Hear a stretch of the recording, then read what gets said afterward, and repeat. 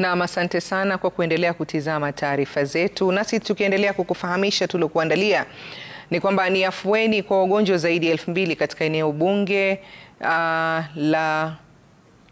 katika eneo la Lugulu kule Webuye baada ya hospitali ya Kimisheni ya Lugulu kuzindua chumba kipya cha upasuaji. Kulingana na msimamizi wa hospitali hiyo Samuel Mukhwana, hospitali hiyo sasa ina uwezo wa kufanya upasuaji wa jumla ya wagonjwa 20 kwa siku kupitia vyumba vitatu vyenye mitambo ya kisasa na hivyo kukidhi mahitaji ya huduma muhimu za upasuaji eneo hilo.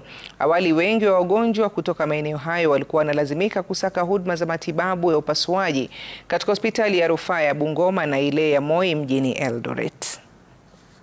Ama chumba cha upasuaji ambacho ni cha kisasa, na tumeweka wazi kwa wana Kenya na hata mataifa mengine yafahamu kwamba hapa katika hospitali hii ya Lugulu tumefungua chumba maalum cha upasuaji ambacho kinabeba vyumba vitatu kwa wakati mmoja, hivyo kwamba upasuaji unaweza fanyika kwa wagonjwa watatu.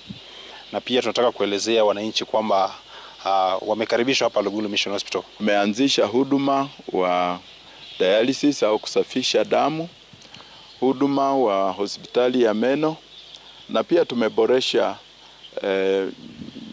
vyumba mbalimbali ambapo wagonjwa wanalazwa, na tunaamini ya kwamba kupitia kwa facility hii kanisa itatoa mchango kwa hii community, na tunataka kuuliza wale ambao wako na mahitaji mbalimbali, vile wenzangu wa kwanza wameongea ya kwamba hii hospitali iko kwa nafasi nzuri na iko tayari kuwapokea na kuwahudumia.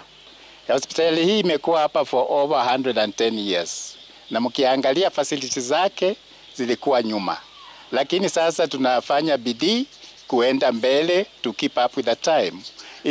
I was happy to hear that the Parliament has agreed, suggested to the Treasury to release some money that belong to National Hospital Insurance Fund to come to us. If that money was to come to us, we will do a lot of things. Kwa hivyo tulikuwa tunahudumia tu watu wachache, tena cases kidogo. Kwa hivyo walikuwa wanaenda kwa hospitali mbalimbali kama huko Bungoma Referral na hospitali zingine, hata wengine walikuwa wanaenda Eldoret. Lakini saa hizi hapa Lugulu tuko na theater vile mmeambiwa, hata tuko na dialysis inafanywa hapa, na vitu vingi sana vinafanywa hapa. Kwa hivyo hakuna haja ya wagonjwa kusumbukana.